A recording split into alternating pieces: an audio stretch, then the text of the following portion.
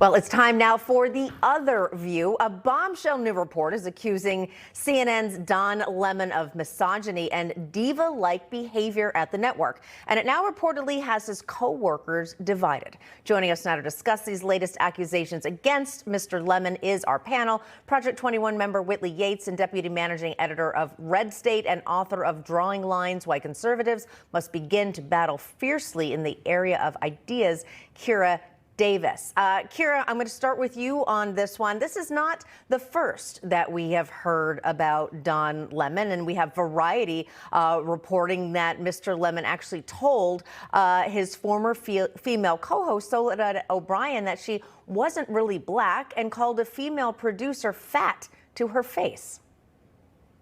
Yeah, unsurprising. We also heard him say very recently, I think we discussed it on this show, that women are past their prime if they're past 35 or something like that. Women who have worked with Don Lemon have been saying forever that he is a misogynist. And I think, just to be brutally honest, he ticks off some diversity boxes for CNN. And I think that's why he's getting away with this. The Me Too movement should really ensnare Don Lemon, and instead he's been able to float above it. And I think that's because he feels entitled to be a jerk, because he's black and because he's gay. But the truth is, and I say this with all honesty, Don Lemon is a raging misogynist, and CNN needs to get rid of him. There are women coming forward now. Go to Twitter right now and look up Mary Catherine Ham's account. She is a conservative commentator who worked at CNN with Don Lemon, and she is saying some pretty illuminating things about her time with Don Lemon. Wow. Whitley. You know, I find it interesting that the diva Don Lemon is finding himself in this kerfuffle because he is someone who consistently preaches about diversity and speaks about uplifting women and speaking on women's rights. But then we come to find out that he has an entire path of distasteful comments, disgruntled employees that have worked with him because he doesn't know how to treat women. Big surprise there that someone subscribes to a party that doesn't know what women is, doesn't actually know how to respect and treat other women. I think that CNN has seen its fair share of controversy surrounding Don Lemon, the diva, and it is time for them to step up and take action to protect women. Yeah, you know, it's interesting because, you pointed out, Kira, that he seems to check a lot of boxes, but more and more he seems to be offending people. And is this something that CNN can actually afford to have? I mean, we know that they've been having trouble with the ratings and beyond. Do you think they actually will take a step and give Lemon the boot, so to speak? Well, it depends on what his contract says, and it depends on how sticky it's going to be to get him out of that contract. Now, they were able to kind of wiggle out of the contract with Chris Cuomo, and I know that he had a pretty good one. So I think part of the reason why we're even having this conversation is I suspect there are probably some leakers at CNN who are trying to do a bit of damage to his reputation to see if they can't help him slip out of that contract and move on to something else. Maybe he can join his friend Chris Cuomo on news or whatever they're on now. Speed up that exit a little bit. Also want to get your thoughts about this one. Actress Jennifer Lopez is being called out for her new alcoholic cocktail brand despite telling people that she doesn't drink. I don't know. So what? What do you think, Kira? Or sorry, what do you think, Whitley?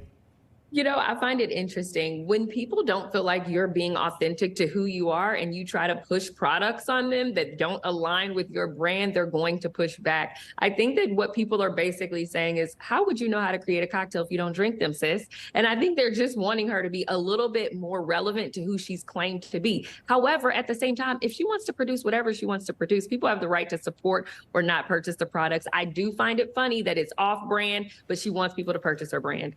Yeah, and listen, she's a smart businesswoman, Kira, and she knows that celebrity alcohol brands are major moneymakers. So isn't she just being smart here? Yes, they are huge money makers. You can look at Ryan Reynolds, who is in tequila, and he has it put in his contract whenever he films now that there's got to be an ad spot for his tequila. So it's a huge draw right now.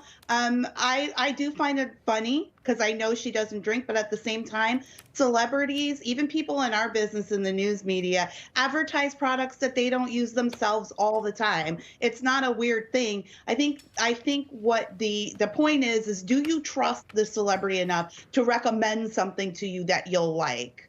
That's the thing. And I figure she has access to the best of everything. So, and I don't know, I guess I don't know that Ben Affleck drinks anymore either. Either way, I'm sure they have a lot of friends and tastemakers who can tell them that it's pretty delicious.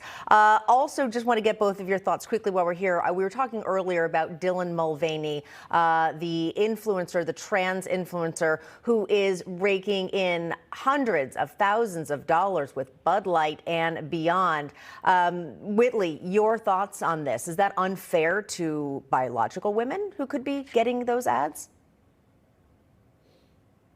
You know, I found it interesting in particular that Tampax was one of I had the same reaction. I said, really? Because I'm trying to figure out what he's doing with the tampons. I don't know where he's popping palms at.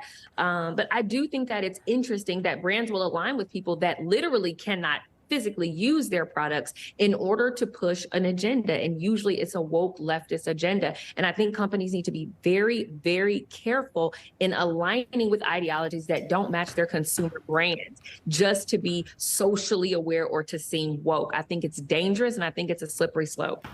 And final words, Kira. Interesting, because we see these pictures of Dylan in these videos, and it really seems like he's making fun of what it is to be a woman, or in his case, a little girl. It's almost, farcical. It's a parody. I think the word you're looking for is pathological. There you go. And the reason why it feels disturbing to you, why it feels like a caricature, is because it is a caricature. It is the result of a mental illness. So, of course it seems unnatural. Look, all the money that these companies are throwing at Dylan, it's going to end up with the same result as all the billions of dollars these companies spent on Black Lives Matter over the last 2 to 3 years, right? And that turned out to be a giant waste of money, a giant boondoggle. The leaders of that organization stole that money. We still don't know where billions have gone. Hasn't gone to any of the groups they promised to. This is the same thing. This is just virtue signaling that's going to end badly for these companies. They're basically throwing good money after bad. It's going into this black hole of ideology. It is not going to move the needle forward at all. I agree with Whitley that it is going to cost them in their consumer base. Also, and, let's make them pay for that. Yeah, that's a great point. Also, I think of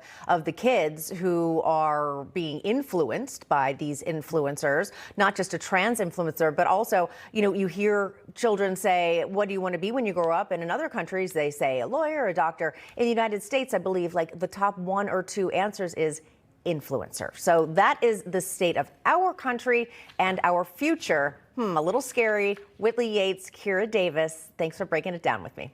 Thanks.